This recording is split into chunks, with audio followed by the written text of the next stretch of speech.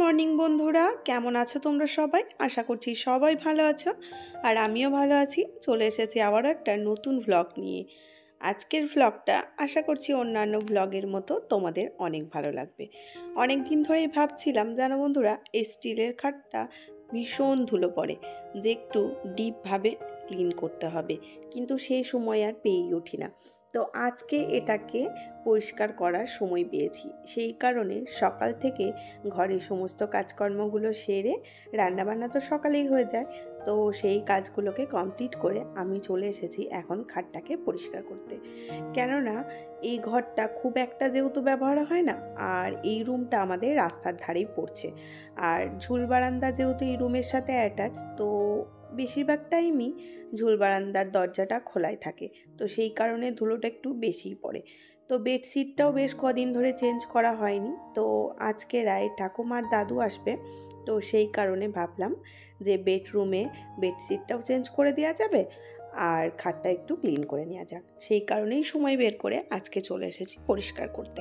তো সবার আগে আমি ধুলোগুলোকে একটু ঝেড়ে নিয়েছিলাম আগে, আর এখন দেখো একটা ন্যাকড়া নিয়ে সেটাতে ভিজিয়েছি, খুব ভালোভাবে চিপে নিয়েছি জলটা, তারপর বেশ সুন্দর করে আমি সমস্ত ধুলোগুলো পরিষ্কার করে নিলাম। আর এই খাটটা নেওয়ার একটাই কারণ ছিল যে এই ঘরে যেহেতু টিভি আছে, একটু বেশ শুয়ে শুয়ে টিভি দেখা, তো সেই জিনিসটা আর হয়ই না। টিভি দেখার আর সময় কোথায়, আগে একটা মোটামুটি সময় কাটতো না, টিভি দেখার নেশা ছিল। আর এখন তো এমন হয়েছে যে সময় যদি আমার হাতে আরও 5 ঘন্টা পাওয়া যেত, তাহলে মনে হয় আমার খুব সুবিধা হতো। তো এখন আর টিভি দেখার সময় পাই না। তবে হ্যাঁ, যখন রাত্রে খেতে বসি রাত 10টার সময়, তখন টিভিটা একটু চালাই, আর টিভির চ্যানেল এদিক ওদিক করতে করতেই কখন যে খাওয়া হয়ে যায়, তারপর টিভি অফ করে আবারও চলে যায়। খুব বড় জোর হয়তো 10টা মিনিট, এর বেশি সারাদিনে টিভি দেখার আর সময়ই পায় না। তো দেখো, দেখতে দেখতে আমার বেডশিটটাও পাতা হয়ে গেল। আর এই রুমেতে যেহেতু রাই সারাদিন খেলা করে, আমরাও মোটামুটি সারাটা দিন থাকি, কিন্তু যেহেতু এতদিন শীতকাল ছিল, তো এই রুমের ধকলটা কমই ছিল। আর এই গরমকাল আসছে, এই রুমটা একটু বেশি ইউজ হবে, কেননা গরমকালে এই রুমটাতে একেবারে ন্যাচারাল এসি বলা যায়। তো রুমটা ভীষণই পরিমাণে ঠান্ডা, একদমই রোদই পড়ে না।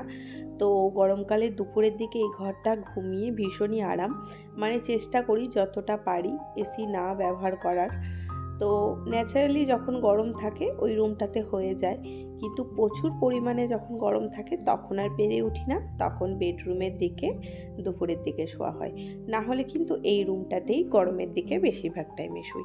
তো তারপর আমার বিছানাটা পুরোপুরি এখন গোছানো কমপ্লিট হয়ে গেছে। আর এই যে তোমাদের রায়ের মিকিটাকেও এখানে রেখে দিলাম, আর এই মিকিটা সবসময় এই বিছানার ওপরেই পড়ে থাকে, কারণ এর সাইজটা এতটাই বড় যে একে আর আমি কোথাও ঢুকিয়ে রাখার জায়গা পাইনি। ঢুকিয়ে রাখলে হয়তো ভালো হতো, ময়লা হতো না। বড় বড় যে সমস্ত টেডিগুলো আছে সেগুলো তো শোকেসের মাথায় তোলা আছে, কিন্তু এটার প্যাক সাইজের কোনো প্যাকেটও নেই, আর রাখার মতো জায়গাই নেই, সেই জন্য সারাদিন খাটের ওপরেই পড়ে থাকে। অবশ্য দেখতে বেশ ভালোই লাগে, কেননা রায় এটাকে নিয়ে আবার খেলতেও পায়, সেটাও একটা সুবিধা হয়েছে। তো চলো, আমার ঘর গোছাতে গোছাতে একদিকে আমার পার্সেল এসে হাজির। তো কিছুদিন আগে, বেশ কিছুদিন আগেই এই পার্সেলটা অর্ডার দিয়েছিলাম। তো এটাতে আছে হচ্ছে খোপার গাছরা। এখন যে সমস্ত আর্টিফিশিয়ালি গাছরাগুলো উঠেছে, দেখে বোঝার উপায় নেই যে অরিজিনাল নাকি আর্টিফিশিয়াল। তো সেই রকমই লাইভ থেকেই আমি অর্ডার করেছিলাম। তো কি বলবো তোমায়, দিদিভাইকে যখন গাজরাটা অর্ডার করি তখন আমার ভীষণ কনফিউশন ছিল, কেননা যখন দিদিভাইকে আমি অর্ডারটা কনফার্ম করি তখন কিন্তু দিদিভাই আমাকে ফাইনালি জানিয়েছিল যে অর্ডারটা কনফার্ম হলো, কিন্তু আমি কোনগুলো নিচ্ছি বা কিছু সেই মতো কোনো কিছু লিস্ট করে দেয়নি। তো আমার ভীষণই কনফিউশন ছিল যে অর্ডারটা ঠিকঠাক আসবে তো, অর্ডারটা ঠিকঠাক আসবে তো। তো এটা নিয়ে দিদিভাইয়ের সাথে অনেক ডিসকাসও করেছি, মোটামুটি দিদিভাই একটু বিরক্তই হয়েছে আমি বারবার জিজ্ঞেস করেছি বলে। কিন্তু সেই ফাইনালি যখন অর্ডারটা আমার হাতে এসে পৌঁছালো, তখন কিন্তু পুরোটাই উল্টো, আমি যে কালারগুলো দিয়েছিলাম সেই কালারগুলোর একদমই উল্টো এসছে। তো ফুলগুলো দেখতে খুবই সুন্দর, কিন্তু যেহেতু আমার এগুলো প্রয়োজন ছিল না সেই জন্য এগুলোকে আবার আমাকে রিটার্ন করতে হয়েছে। তো তারপর এই যে তোমাদের রায় দেখো এখন কাপড় পরে রেডি হয়ে নিয়েছে বিকেলের দিকে আর দুপুরের দিকে। তারপর ওর ঠাকুমা দাদু 12:30 নাগাদ এসে সবাই মিলে সকাল সকাল খাওয়া দাওয়া করে আমরা একটু ঘুমিয়ে পড়েছিলাম।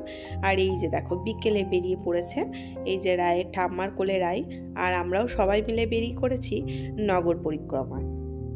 কেননা এই যে আজকে হচ্ছে তোমার হরিনামের অধিবাস, মানে ভিডিওটা যিনি শ্যুট করেছিলাম সেই দিনের।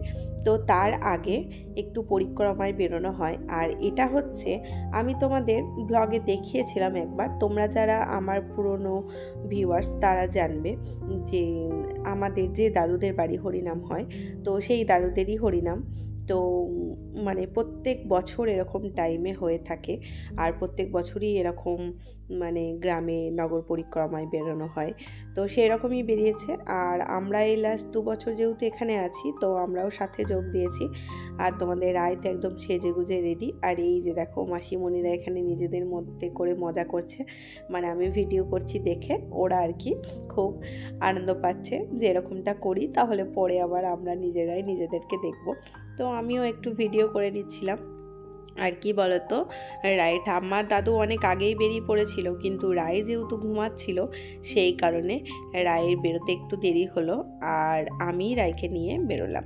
আর এই যে চলো এখন দেখো যে কিভাবে আমরা নগর পরিক্রমায় একটু ঘুরছি। আর এই যে গান করছে এটা কিন্তু রায়ের মামা বাড়ি দাদু, তো তোমরা একটু দেখো। হরে রাম হরে রাম রাম রাম হরে হরে